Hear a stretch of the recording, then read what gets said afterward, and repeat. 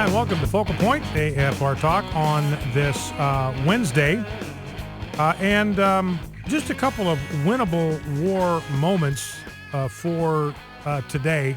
We've got one already. We've got that one from the National Republican Congressional Committee.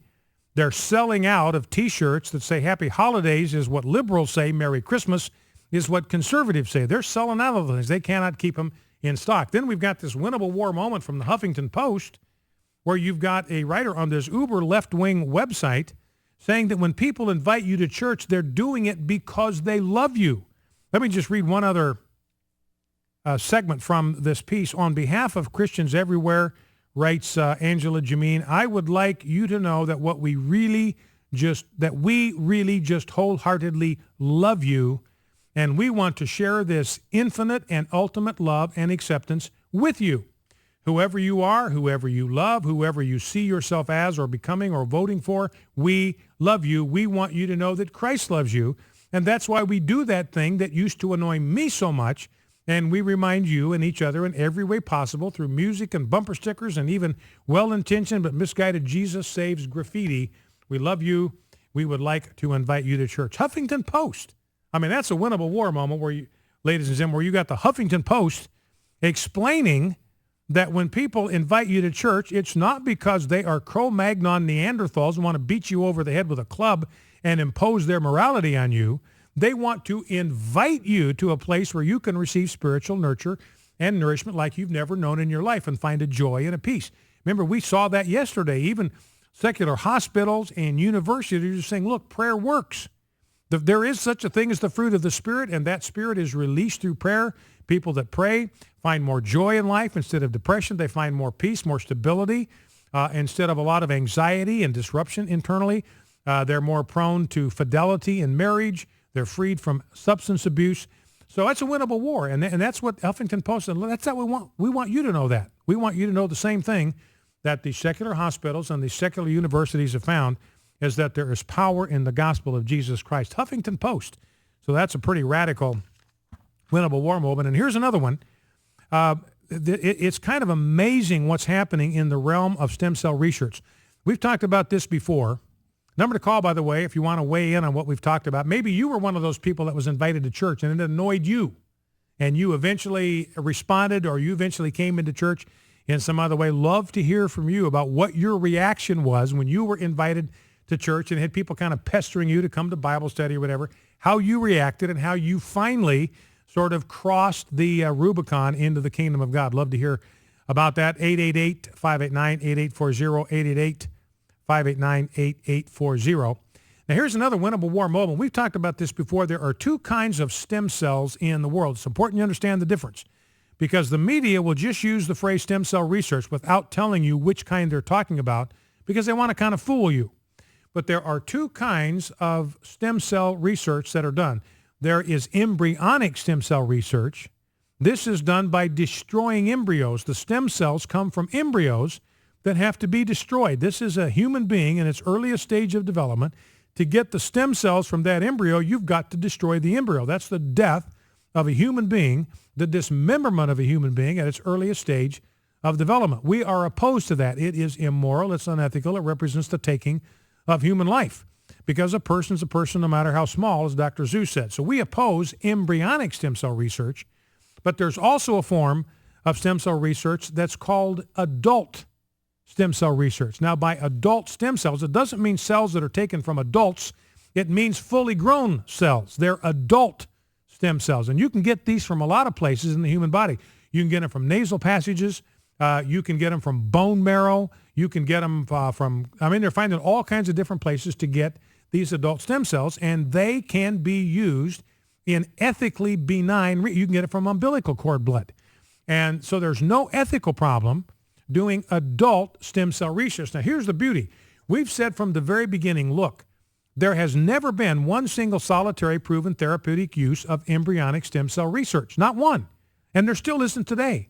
They've never found a use for embryonic stem cell research that has any therapeutic application whatsoever. It's been a total, absolute, complete bust. Zero. Nothing. Meanwhile, there are over 65 diseases that are currently being treated with adult stem cells. I think the number is actually over 70 if you listen to David Prentice at Family Research Council. So somewhere between 70 and 80 diseases, therapeutic uses of adult stem cell research. People are being treated. People are being helped. People are being made whole right now through the use of adult stem cell research, which is ethically benign. So we've argued for years, look, if you're going to have taxpayer money go into some kind of stem cell research, this is where it ought to go. It ought to go into adult stem cell research because that's what's working. Now, here is a winnable war moment for today. This is from Christianity Today, a piece by Tamara Reynolds here, or I guess you took the photo. I'm not sure who wrote the piece. Same thing appears in the Washington Times, same information. Listen to this. Every year for the past 10 years, the National Institutes of Health, or the NIH, has funded more adult stem cell research compared with embryonic research. In other words, they have been forced to admit that the only kind of therapy that's actually producing anything that helps people is the one that pro-lifers have been telling us from the beginning is the only one that we ought to be pursuing.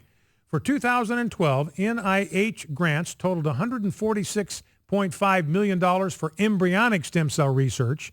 That's $146.5 million too many because it's embryonic stem cell research. It destroys a human being at its earliest stage of development. So 2012, they gave $146.5 million for embryonic stem cell research, but listen to this, $504 million for adult stem cell research, a difference of $357.5 million. Now, when this whole thing began, there were virtually no dollars going into adult stem cell research.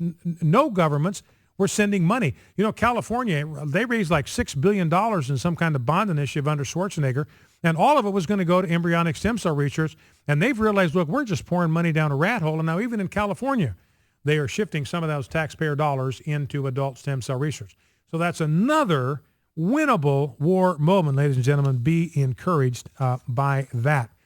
Let's see where I want to go in the time remaining. Why don't we grab a call? Let's go to the call, 888-589-8840. Let's grab a call from Iris in Rockwall, Texas. Iris, welcome to Focal Point with Brian Fisher. Sounds like maybe you've got a comment on this whole business of being invited to church. Talk to me. Yes, Brian, I want to tell you that I grew up in the Jewish faith, and I've called your program many times. I love your program and all of AFR, and I pray for you every day. Thank you very much. What I was saying is that I grew up in the Jewish faith, and even, people used to invite me occasionally, and even as a teenager, we'd go occasionally, my Jewish friends, to observe Catholic Mass at midnight just because we thought that was a nice thing to do. And I grew up in a family where we honored other faiths. My father worked for Gentile people, so we honored that.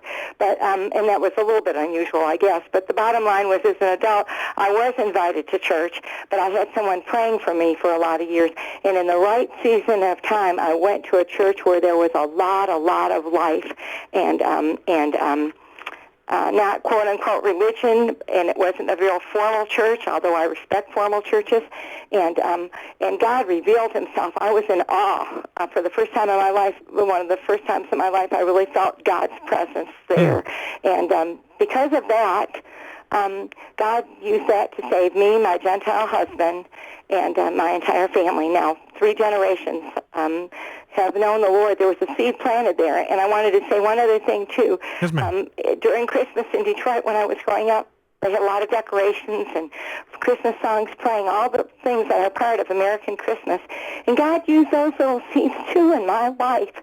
And when I think of Christmas and having Christ in Christmas, it's an awesome thing. And I treasure American traditions because they were used in my life even as a child. All right. Well, that is terrific, Iris. Well, thank you so much for that call.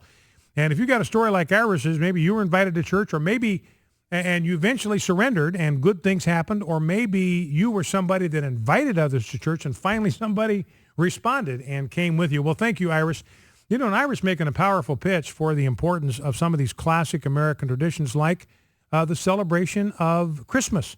You know, and I remember back in the 60s, the number to call, by the way, is 888-589-8840, 888-589-8840.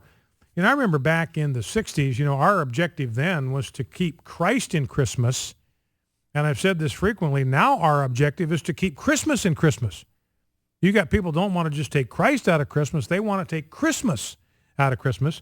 And we've got, by the way, a 1-month boycott of Radio Shack going on. Radio Shack, one of those companies that just will not acknowledge Christmas in their advertising. They want to make money off of Christmas. They want to make a ton of money off of Christmas. They want to sell a lot of gadgets and widgets and little electronic devices during the Christmas season.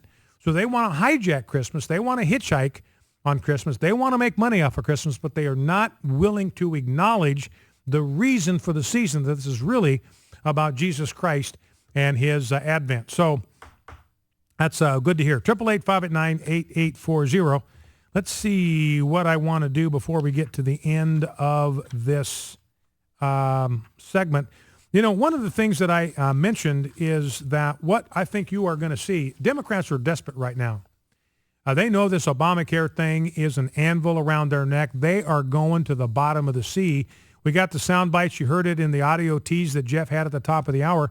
President Obama saying, I'm riding this thing out. I'm not going to repeal this thing. If it takes the last 3 years of my presidency to make this thing work, I'm going to do it. I'm not backing down. I'm not backing up. I'm not retreating. It's full steam ahead. So the Democrats now know that if they remain anchored to Obama, tied to Obama, they are going to the bottom of the sea, because this Obamacare, I mean, it is catastrophic. It is cataclysmic. I've said this before. I'll say it again. It is not fixable. This thing is an utter, absolute, complete disaster of historic proportions. We have never.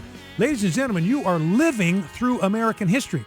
I want you to understand the significance of this. You are a living witness of American history. You are living through something that people will be writing about 100 years from now, and that is the time period in American history when socialism exploded, when it imploded, when it became evident to every thinking American that socialism does not work, it cannot work, it is impossible to work, nobody can make it work.